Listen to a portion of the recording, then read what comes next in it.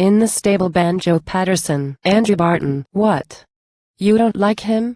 Well, maybe. We all have our fancies, of course. Brumby to look at, you reckon? Well, no. He's a thoroughbred horse. Sired by a son of old Panic. Look at his ears and his head, lop-eared and Roman-nosed, ain't he? Well, that's how the Panics are bred. Gluttonous, ugly and lazy, rough as a tip-cart to ride, yet if you offered a sovereign apiece for the hairs on his hide that wouldn't buy him, nor twice that.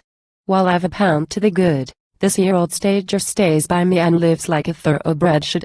Hunt him away from his bedding, and sit yourself down by the wall, till you hear how the old fellow saved me from Gilbert, O'Melian Hall. Asterisk asterisk asterisk asterisk asterisk asterisk asterisk Gilbert and Hall and O'Meli, back in the bushranging days, made themselves kings of the district, ruled it in old-fashioned ways, robbing the coach and the escort, stealing our horses at night, calling sometimes at the homesteads and giving the women a fright. Came to the station one morning, and why they did this no one knows. Took a broodmare from the paddock wanting some fun, I suppose, fastened a bucket beneath her, hung by a strap around her flank, then turned her loose in the timber back of the 7-mile tank. Go. She went mad. She went tearing and screaming with fear through the trees, while the cursed bucket beneath her was banging her flanks and her knees. Bucking and racing and screaming she ran to the back of the run, killed herself there in a gully. By God, but they paid for their fun. Paid for it dear, for the black boys found tracks, and the bucket, and all, and I swore that I'd live to get even with Gilbert, O'Melian Hall. Day after day then I chased them. Course they had friends on the sly, friends who were willing to sell them to those who were willing to buy. Early one morning we found them in camp at the Cockatoo farm. One of us shot at O'Meli and wounded him under the arm, ran them for miles in the ranges, till Hall, with his horse fairly beat, took to the rocks and we lost him. The others made good their retreat. It was war to the knife then, I tell you, and once, on the door of my shed, they nailed up a notice that offered 100 reward for my head. Then we heard they were gone from the district. They stuck up a coach in the west, and I rode by myself in the paddocks, just taking a bit of a rest, riding this cold as a youngster, awkward, half-broken and shy. He wheeled round one day on a sudden. I looked, but I couldn't see why, but I soon found out why, for before me the hillside rose up like a wall, and there on the top with their rifles were Gilbert, O'Melian Hall.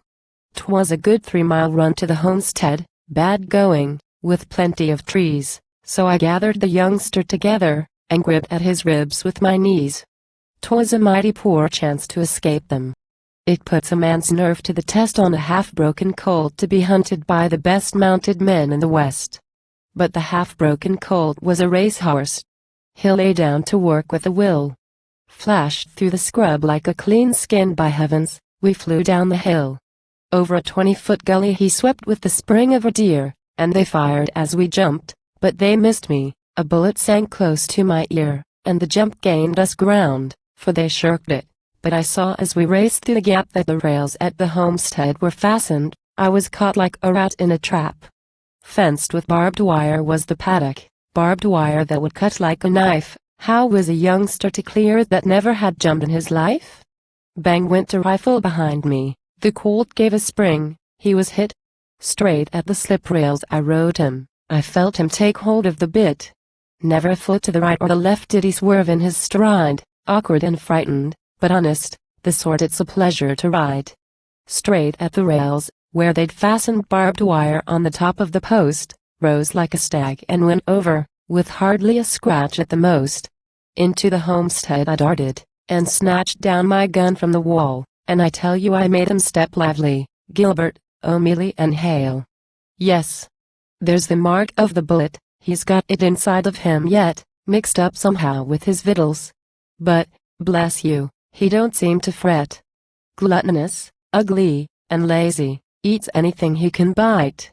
Now, let us shut up the stable, and bid the old fellow good night. Ah! We can't breed 'em, the son that were bred when we old uns were young. Yes, as I said, these bushrangers, none of 'em lived to be hung. Gilbert was shot by the troopers, Hall was betrayed by his friend, Campbell disposed of O'Mealy, bringing the lot to an end. But you can talk about riding. I've ridden a lot in the past. Wait till there's rifles behind you, you'll know what it means to go fast. I've steeplechased, raced, and run horses and But I think the most dashing of all was the ride when that old fellow saved me from Gilbert, O'Mealy and Hall.